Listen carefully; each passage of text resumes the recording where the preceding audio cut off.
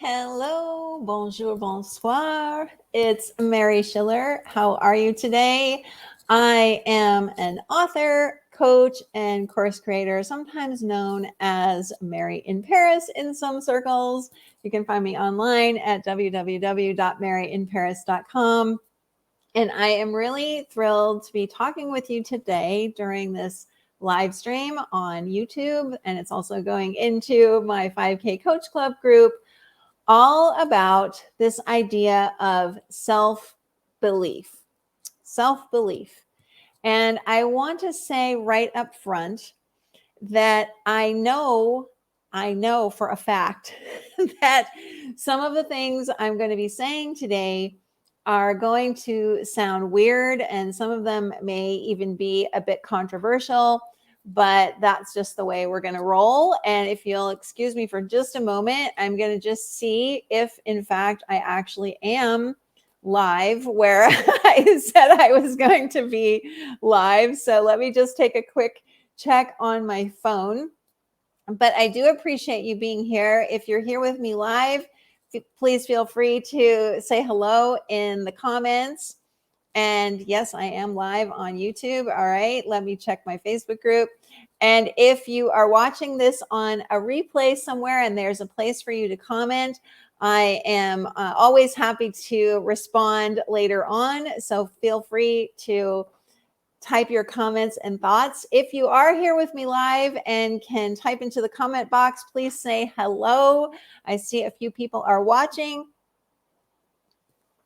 I hope to make this an interactive conversation for those of you who are here with me live. So I'm going to jump right in and get started on this whole notion of self-belief.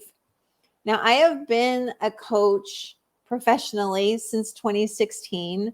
I started having what I would now consider coaching conversations with people actually a couple of years before that, back in 2014, although I didn't really think of them that way.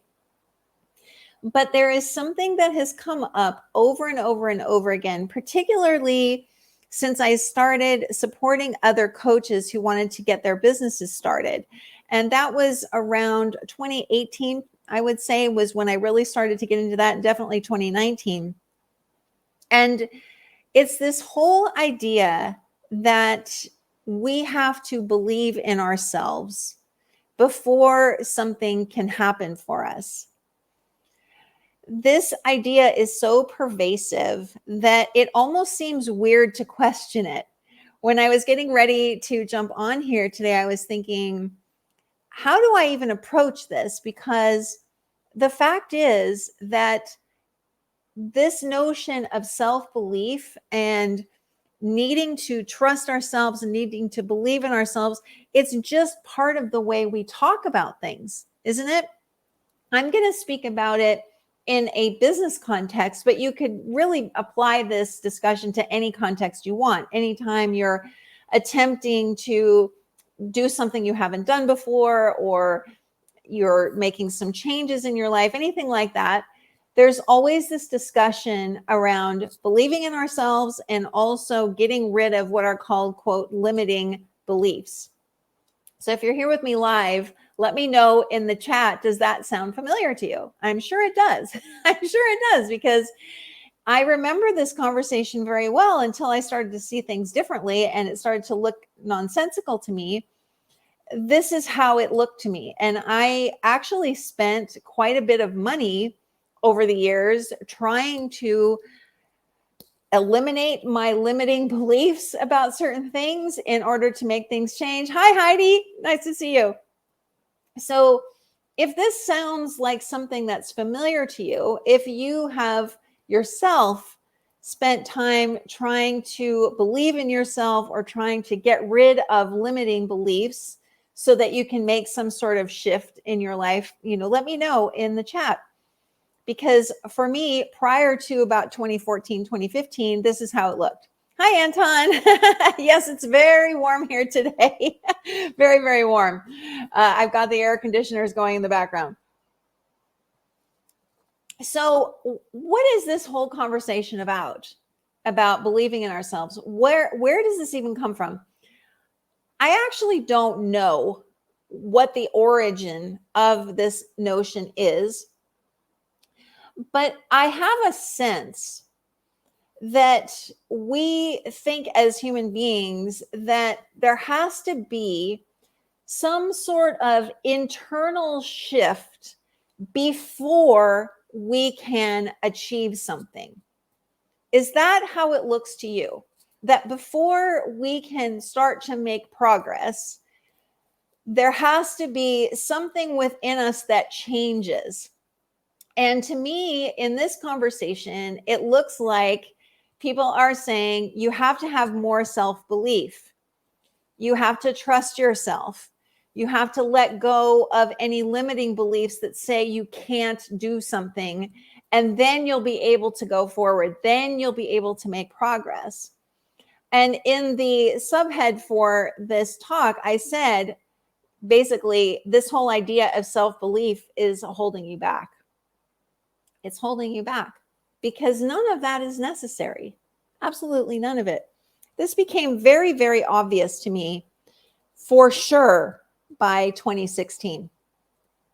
And I have to credit a coach for helping me to start to see this a little bit differently.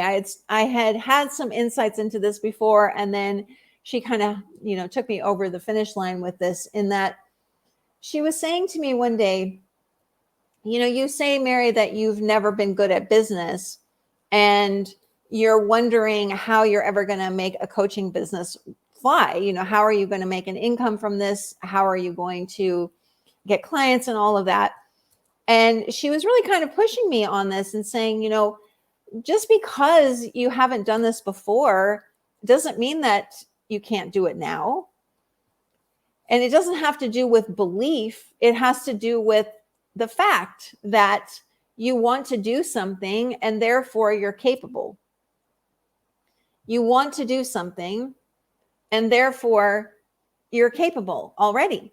There isn't any sort of thought process that needs to occur. It's simply a fact.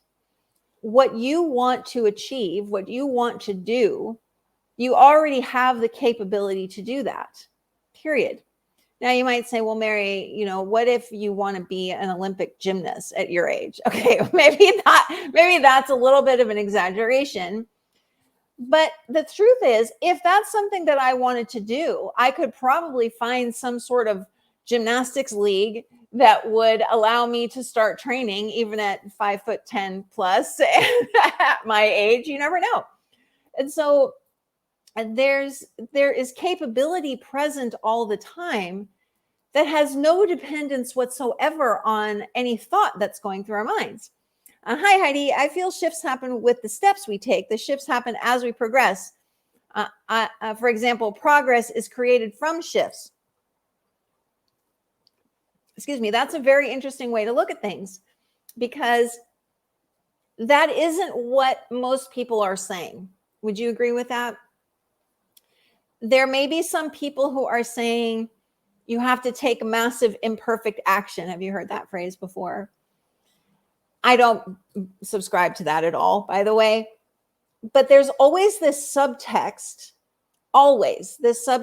that something has to happen in our mindset. I can't even say that word because I just don't like the word mindset at all. Yeah, Heidi says you agree. So there's always this subtext that there has to be a shift in our mindset at some point along the way. And to me, this whole thing about self-belief and limiting beliefs and mindset, I lump it all together into a pile that says,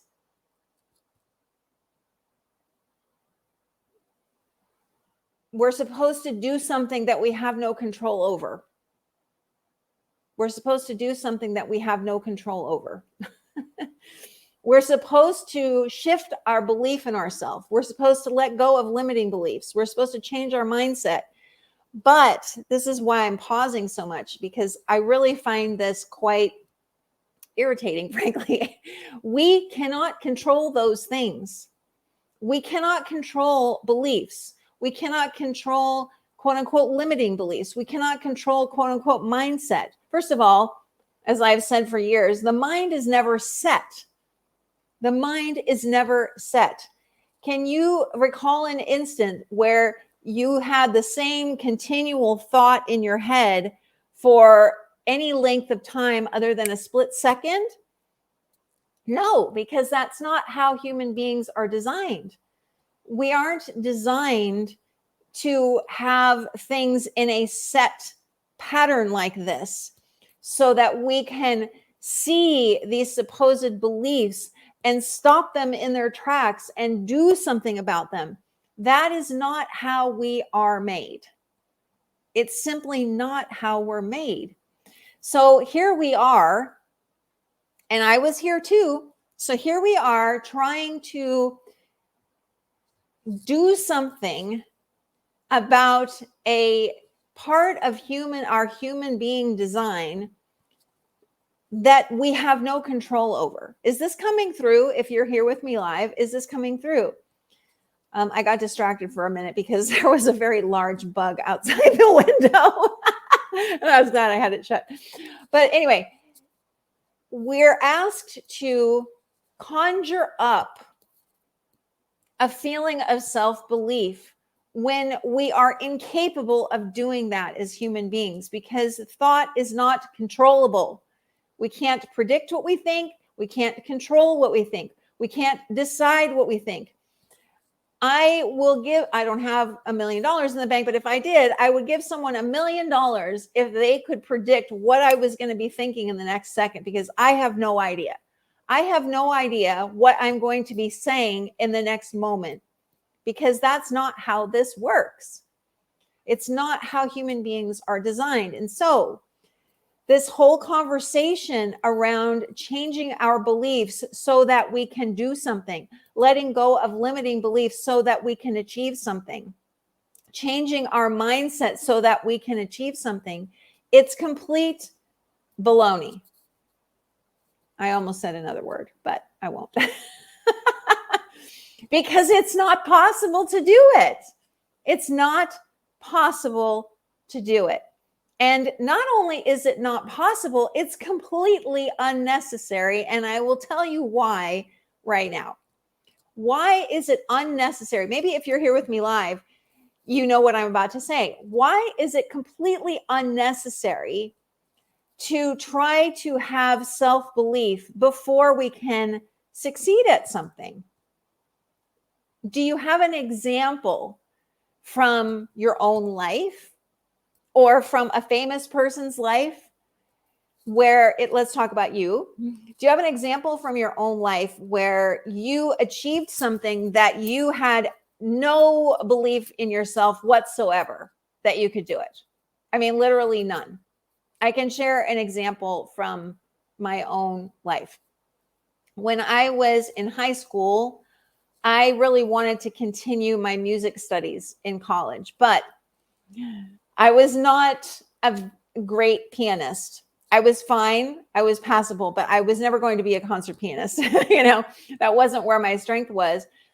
But I loved music, and I knew that if I could just get into a music program, that maybe I could find the thing that I was good at in there. I knew it wasn't performance, but I thought, well, maybe it's something else that I haven't explored yet.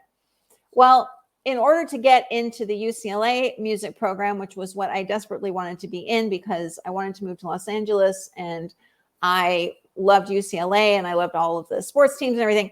In order to do that, I had to pass a piano performance exam. Now, when I say I had no belief or confidence in myself that I could pass this exam, I mean, that's putting it mildly.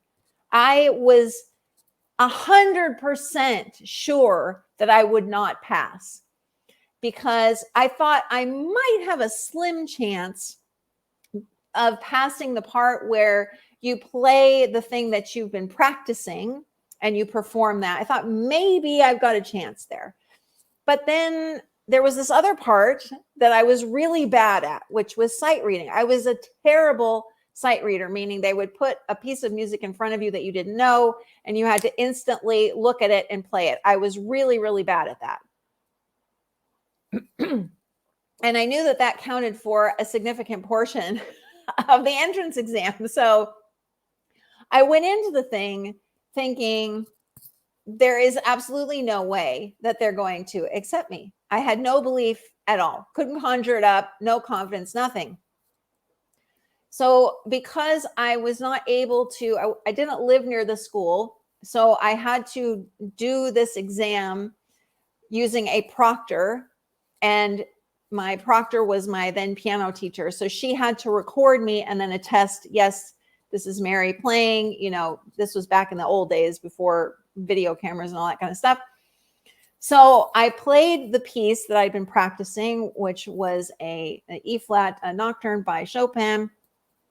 When I finished that, I was like, all right, well, that was about the best I could do under this kind of pressure. But I still didn't feel very confident. And then we got to the sight reading bit, and I kind of froze up. I had one of those moments where you're just like, oh my gosh, did I even play anything? I mean, I got to the end of it and I was like, wow, that felt really, really bad. I don't know if it was, it sure felt that way. And so my teacher, you know, stopped the recording and all of that. And I was like, how was that? And she said, well, it could have been better. And I was like, and she said, you know, the nocturne part was okay. I understand you were nervous. She said, the other part, you know, you kind of made it through, but nothing spectacular. So I went home just going, oh my gosh, from her house. That's where we were doing this. I just went home thinking, you know, there is no way that I'm going to get in. And I was really upset and everything. Well, by some miracle that had nothing to do with my belief, they accepted me. And then I had to pass another exam, a written exam, but I did fine on that because I had been studying for that and I knew exactly what to do. So for me, that's a big example from my own life of a time when I achieved something that I had absolutely no belief that I would be able to do, none whatsoever. Have you ever had something like that in your life? Was belief a prerequisite for something that you wanted to achieve? Or is that just a superfluous idea that makes no sense, which is the side of this that I'm landing on? I'd love to know your thoughts in the chat if you're here with me live. So there's that. There's the piece. Let me recap for a second. There's the piece that says we have to have self-belief before we can achieve something. We have to let go of limiting beliefs that are supposedly holding us back. We need to make some sort of mindset shift, again, before we can achieve what we want to achieve. And then Heidi said, you know, a shift happens as we make progress. I just shared an example, an actual life example of a time when belief had nothing to do with my ability to do something. Absolutely zero. And my thing is, I'm going to put flashing lights around this part. My thing is, if something is true, it has to be true all the time. So if there is ever a time in your life where you achieve something and you don't have any belief in yourself, then the whole argument that self-belief is crucial just falls apart. It carries no weight. It can't be true because if it's true all the time. So what looks true to me and through my own life experience, through watching other people, is that this whole notion of belief, even confidence, mindset, it plays no role whatsoever in whether we can achieve something. None. Is that shocking? If you're here live or if you're watching on the replay, let me know what you think. Because as I'm saying this, I'm really recognizing how much this goes against the grain of what's being said out there.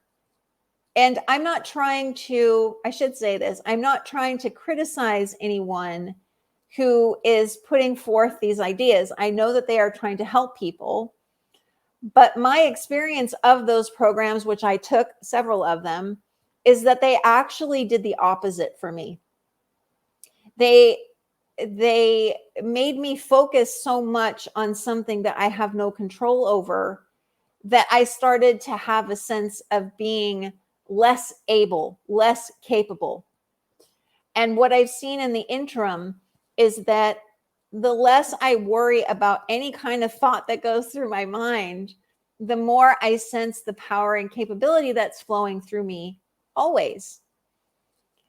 So after I had the conversation with the coach before I started my coaching business, or as I was starting my coaching business, the realization came to me that, oh, maybe instead of worrying about what's going through my mind, why don't I just start doing stuff? So getting to Heidi's point, why don't I just start doing things?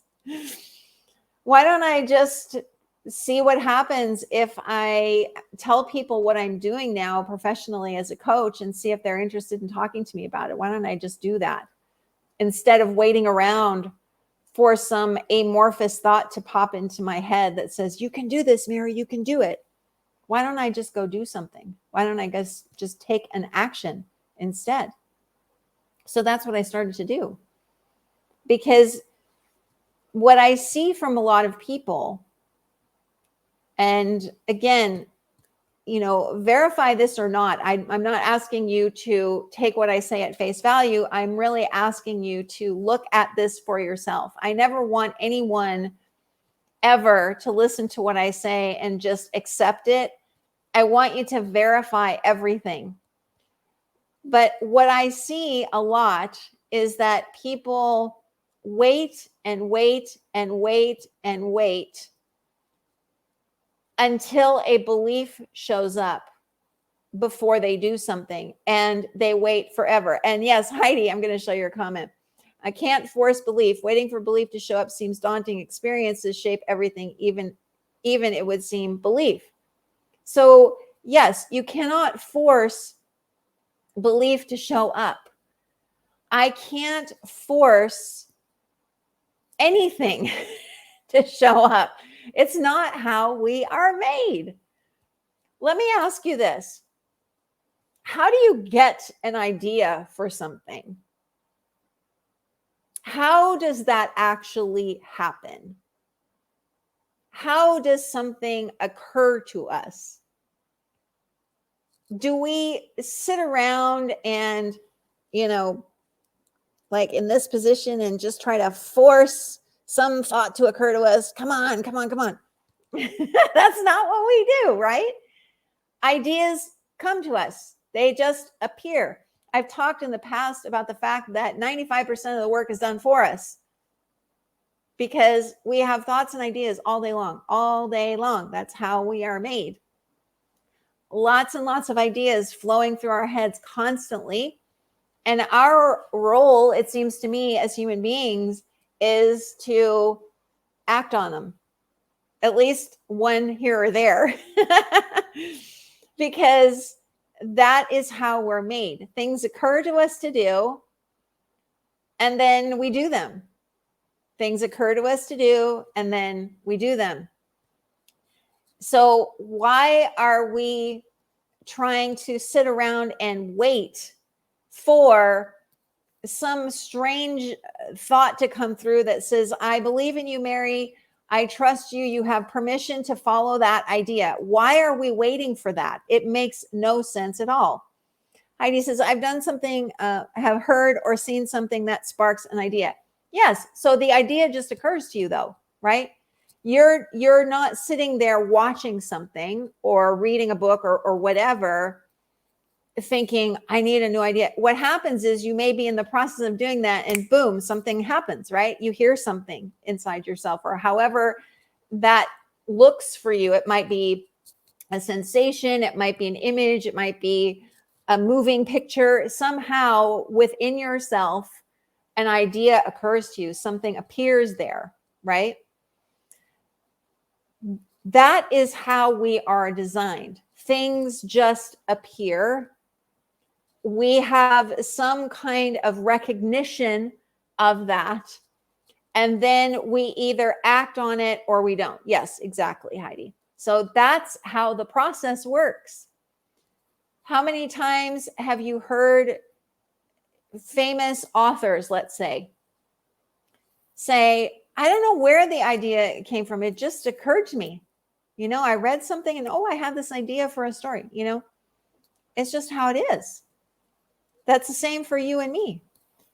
There are so many, going back to what I was saying a moment ago, there are so many famous people who have hit the pinnacle of success in whatever profession they're in, who walk around in a state of doubt, fear, anxiety, lack of confidence, lack of belief.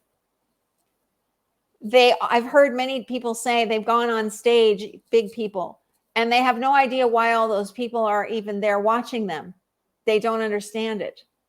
So if belief or confidence or lack of doubt or, elimination of these quote unquote limiting beliefs, if that was a prerequisite, how could those people be at the point that they're in? Hi, Anton. When you don't identify with thoughts and feelings, you just do what you feel is the thing to do. Yes, it all flows from there. Exactly, Anton. I'm going to show that on the screen. Yes, everything is always flowing.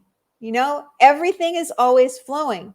It's always at the ready. Ideas are always there for us. All we have to do is pay attention.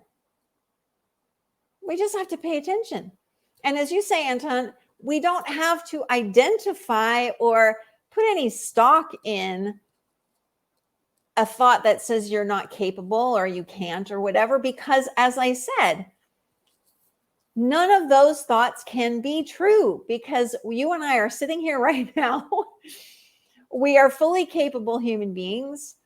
We have done so much in this life of ours that we aren't even consciously aware of, because we're not able to see how much of a ripple effect we have on this world and on other people. And yet we're sitting around waiting for some thought to occur to us that says, you can do it. I mean, honestly, I can't even say that with a straight face. I honestly can't.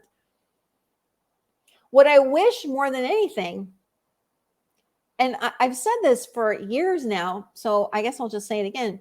I wish more than anything that this whole discussion of believing in yourself, developing confidence, getting rid of limiting beliefs, changing your mindset, I wish it would just disappear entirely, because I actually think that it is keeping the world and progress in the world stuck. Because I'm getting emotional now. I see so many incredible people in the work that I do as a coach who are hearing these thoughts inside their minds saying, I can't do this. Nobody's going to listen to me. Why would anyone care what I have to say? I can't be a good coach. All of these things. And I just want to say, it doesn't matter. Those ideas, as Anton just said, are not your identity. They are simply floating around in the ether. They're just there. They don't mean anything. What means something is the examples that we can cite from our own lives of our capability and our creativity that spans everything. It's not locked into one thing or another. Oh, thank you, Heidi. Yes, I'm glad to hear you changing the narrative around this. So tired of you just have to believe in yourself. Yeah, it's never ending. It's never ending. And another thing that I learned from this coach many years ago was that when she was talking about my capability with business, she's like, do you think that capability and creativity are just locked into certain spheres and that you don't have that across the board? Because if that's what you think, you're wrong. We have everything we need in any area of life that we want to pursue, that we hear something within ourselves or in this kind of inner space that is calling to us to do. We have what we need. We always have what we need. We always have the answers. We always have the ability to have someone help us if need be. It has zero to do with how we think or feel in any given moment. It's simply a fact that, to use Anton's words, it's always flowing. The answers are always here.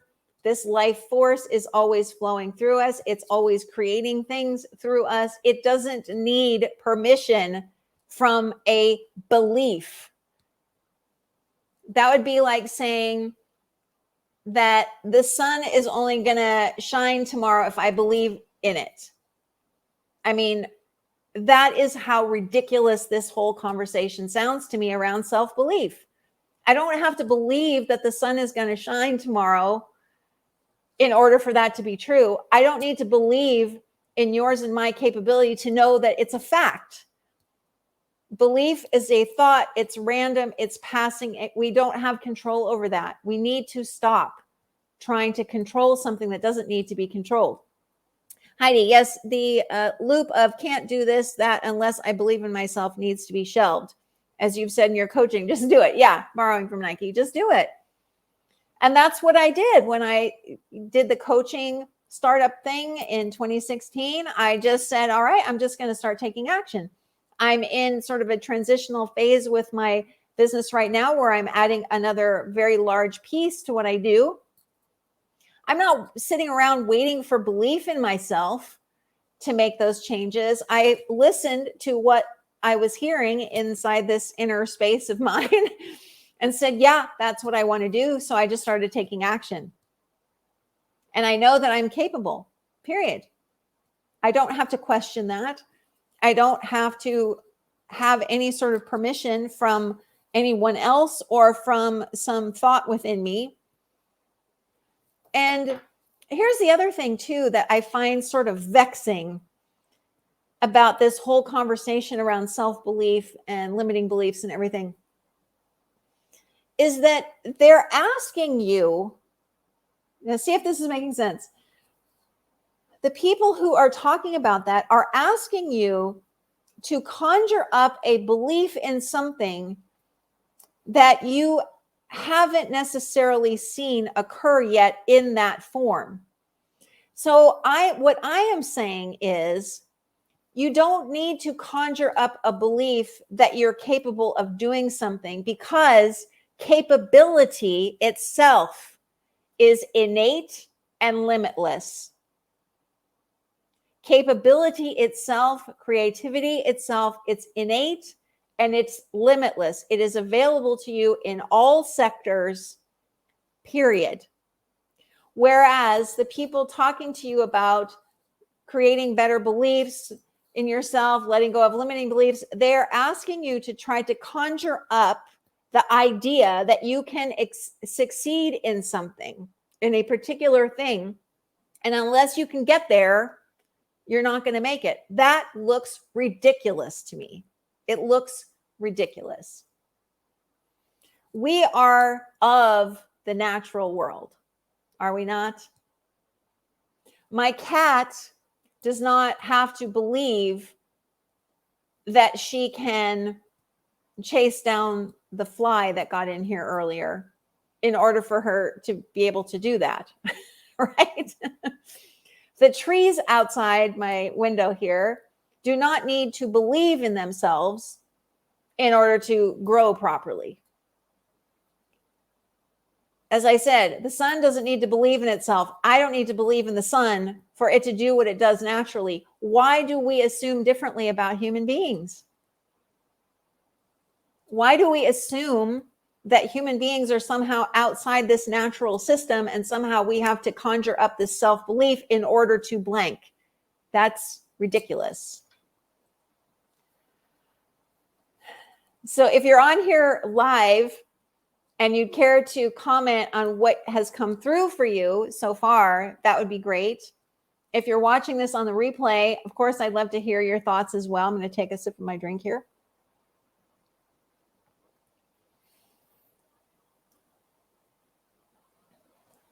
The action piece of this is important because for me, that has always been the thing that has shown me the truth.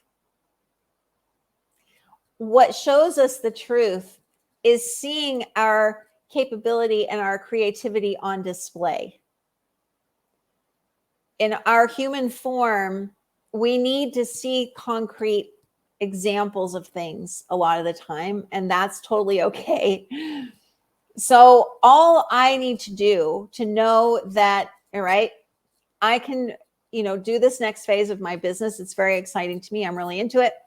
All I have to see is I've done so many other things, even if they aren't even related to this.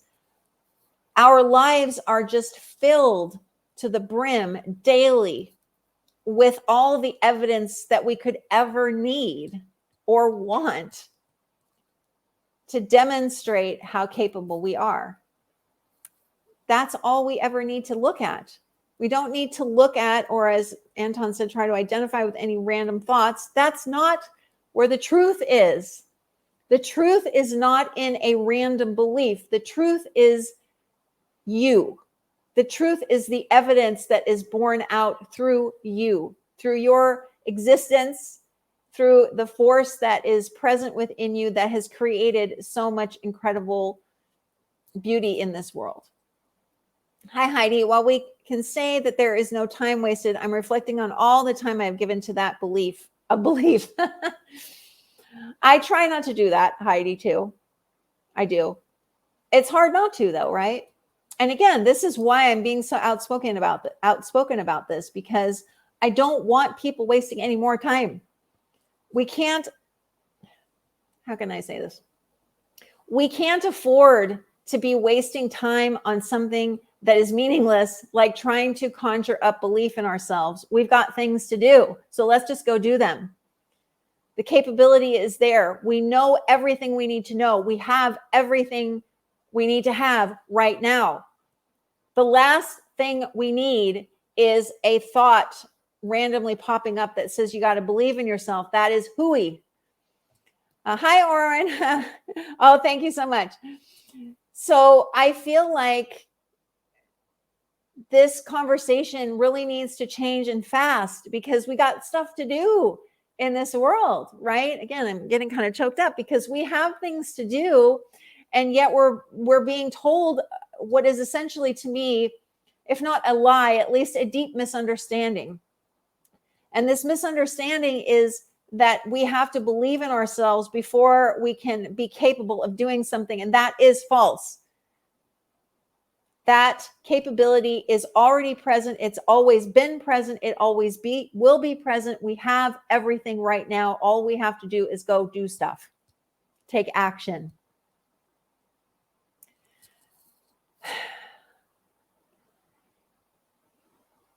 So, if you're here with me live, I really appreciate that you took the time to join in. If you're watching on the replay, your presence means just as much. I really, really appreciate it. It's my hope that this discussion today has sparked some new ideas for you, perhaps, and has allowed you to let go, if you will, of those beliefs around belief. I'm winking here because that's not even necessary. It's not necessary. Go do the things that you want to do now. Don't worry about whatever fleeting thoughts you do or don't have in regards to your ability to achieve something. It's meaningless. All the evidence you need is right in front of you. Your life is all the evidence you need of your own capability and creativity. You don't need any sort of thought process to happen in order for you to do what you want to do. So let's try to shift this conversation away from all of that mindset stuff and into let's go do things. Let's harness this force that is within us, this creative force, this limitless force, and go make some changes in the world that are desperately needed. So I'm going to leave you with that today. And Thank you so much for being here with me. I've had a blast talking with you, and I hope you're having an amazing day wherever you are in this world. And I will talk to you again very soon. Bye for now.